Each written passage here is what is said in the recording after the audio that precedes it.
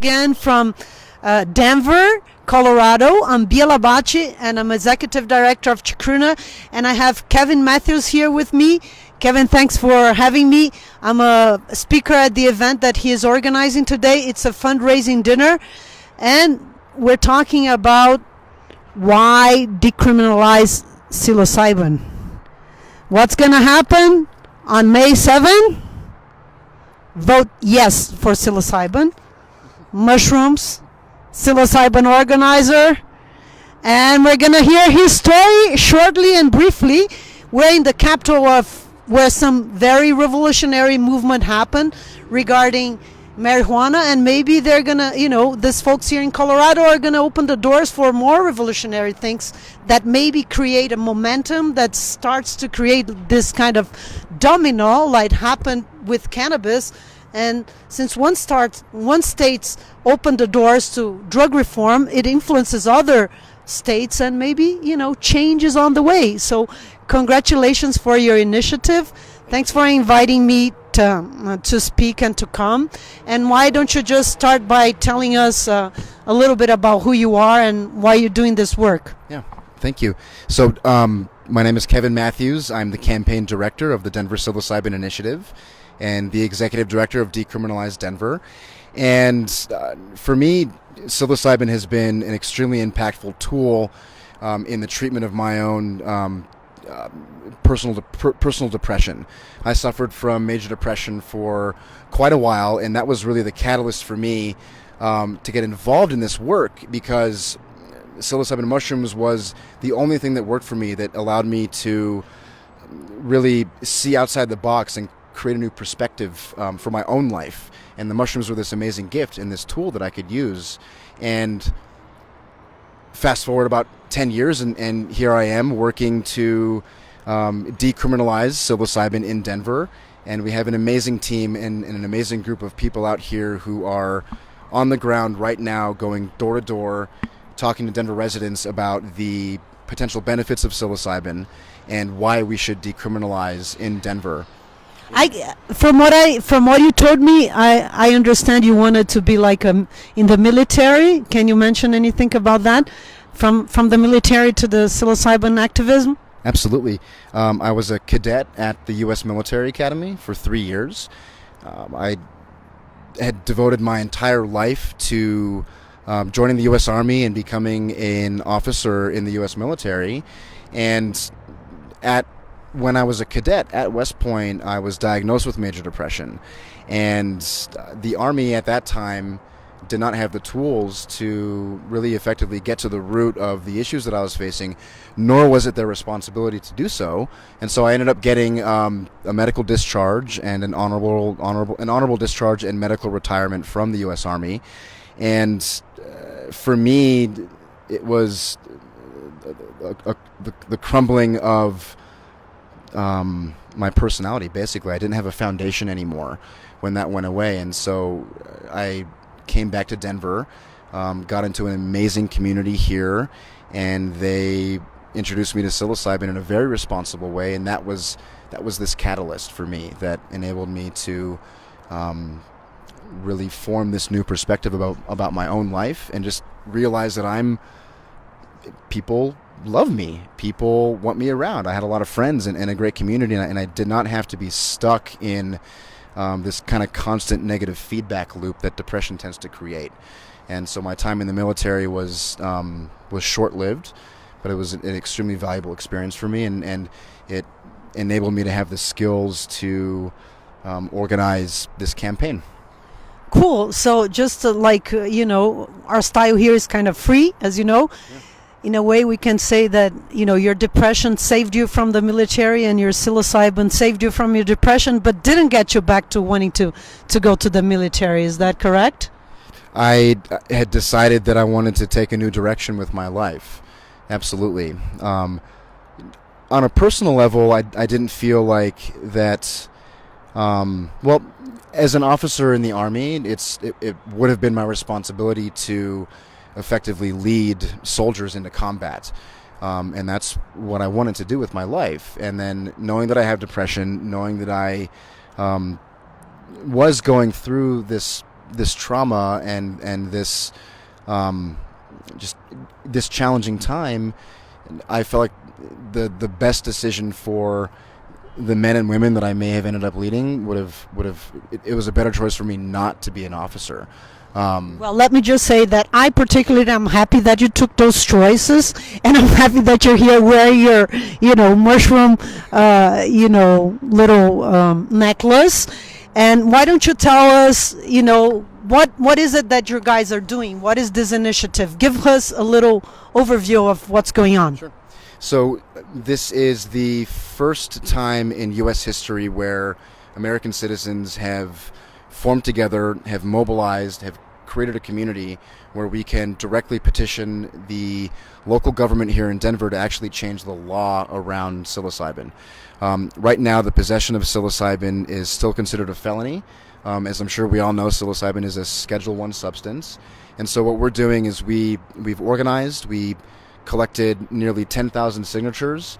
How did you manage to collect 10,000 signatures? We have an amazing volunteer team. None of this would be possible without the boots on the ground, as I mentioned, who are out tonight talking to Denver voters. And so it took a little bit of practice to figure out like the best places where we should be canvassing to collect signatures. And we were out in rain or shine. It was wintertime in Denver when we were collecting, and so in the snow in 4-degree weather, and just talking to people on the street. We went to event venues in Denver and grocery stores, and it was. Did you personally do that work as well? I did. Yeah. My favorite experience from collecting signatures was on New Year's Eve. It was 4 degrees here in Denver, and I was standing outside of the Fillmore Auditorium I forget who was playing that night. But it was such an amazing experience. It was a trip to stand outside in the cold collecting signatures from Denver residents that evening. Yeah. Cool. Can you pretend that I am a naive person? Yeah. And how would you approach me and Sure. make me sign your paper? Absolutely.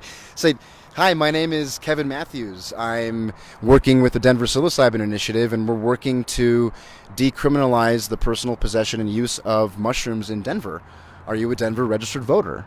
Yeah. Will you sign our ballot petition? Why?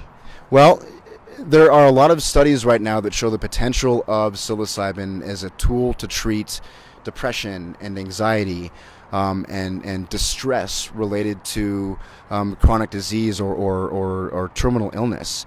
And that's one aspect of this, where for the last 20 years, mushrooms are showing this amazing potential benefit to actually treat a lot of the issues that we're culturally and collectively facing right now in this country, addiction and mental health. And it shows that the preliminary studies show that mushrooms can potentially treat this. But isn't this like a really bad drug that makes you crazy? Well, we're working with 50 years of misinformation from the U.S. government. In 1970, the Nixon administration decided to clamp down on psychedelics.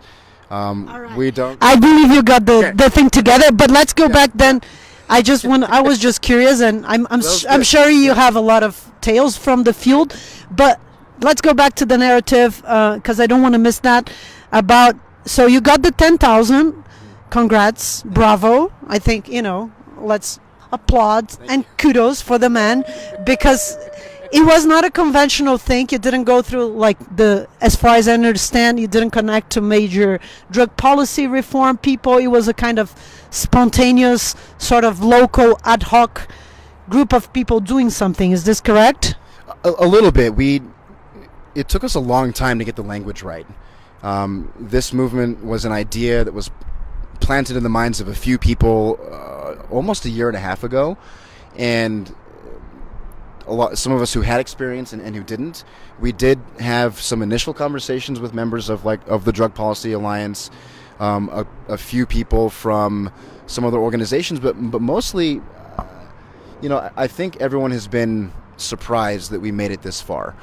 So you managed with the 10,000 signatures to put this on the ballot. Can you explain to us what does that mean?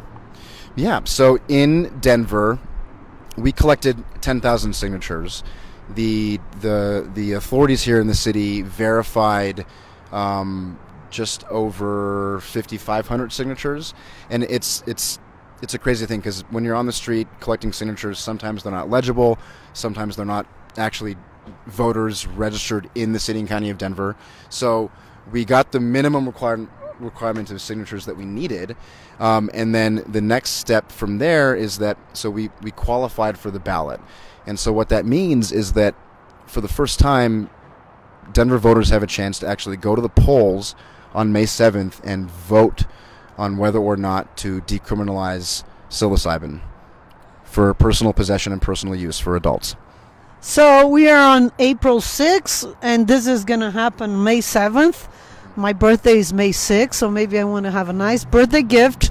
Denver voters, remember that. So you got 1 month to try to convince the general population to vote yes. Yes. Can you explain a little bit what is going to appear to them? How are they going to be consulted? So in Denver, we have mail-in ballots. So everybody who's a registered city and county of Denver voter will receive what's called the Blue Book in the mail. And the Blue Book has a list of all the candidates that are running and a list of the ballot initiatives. And then with each ballot initiative, there's a pro statement and a con statement. And so that's kind of the entryway for one of the ways that we're going to directly contact voters. We're also going door to door. We're collecting endorsements from local businesses. We're going neighborhood to neighborhood and speaking directly with Denver residents and sharing about our campaign and sharing about the potential of psilocybin as this profound option that people can use, and why it's so important for people to actually have access to it or not be criminalized for it. Yeah, I feel that, as I said, it's really historical and pioneer, and I think we are all this in fundraising dinner. There is this momentum and this vibe that people feel, wow, maybe this is the beginning of a change. The tide is changing. But one thing that puzzles me is why decriminalize and not legalize? What is the difference? Can you give a little short final statement about what is it that you guys are trying to propose? Yeah. So there's a very distinct difference between decriminalizing and legalizing. Legalizing implies some sort of a regulatory framework, which requires government oversight and government regulation. And so right now with decriminalizing, what we're doing is making personal possession and personal use a low law enforcement priority. And then at the same time, we are preventing the city from using any funds or resources to actually prosecute individuals who may still be arrested for psilocybin in Denver. And what about selling? Was that still going to be illegal? Yes. In our language specifically, making any sales for, the legal term is remuneration, but sales for profit is still against the law and still considered distribution of a controlled substance. So I guess you guys chose decriminalization for personal use as sort of like a minimum standards to kind of play safe and not try to be too ambitious or something like that? Yeah, exactly, Bia. Yeah, we have a real responsibility here, not only as a campaign, but I think the movement in general. We have a job to make sure that people are educated. It's my personal feeling that having a regulated medical structure right now might be a step too far. However, decriminalizing, it comes back and it protects the individual. For those who choose to utilize it, they're no longer going to face these extreme criminal penalties. And then with the organizational context that we have, if we start looking towards the future, we can all come to the table and really start to have this conversation in a responsible way. Bring the researchers in, bring in the individuals who really want to see this move forward. But with decriminalizing, at the very least, we're making sure that no person's going to go to jail, no one's going to lose their job or lose their families or lose their livelihood for possessing a natural substance that can tremendously benefit their lives. Right on. We at the Chacruna Institute of Psychedelic Plant Medicines and the Council for the Protection of Sacred Plants are supporting this initiative, and we're telling everybody, vote yes on May 7. And hey, it's a win-win, because if we don't win. In any case, we learn, and we're advancing the debate, and we're changing the narrative, and prohibition is going to fall sooner or later. Keep on tuned. Keep on following us. Big hug. Much love from the Rocky Mountains and Denver, Colorado. Bia and Kevin. Thank you very much.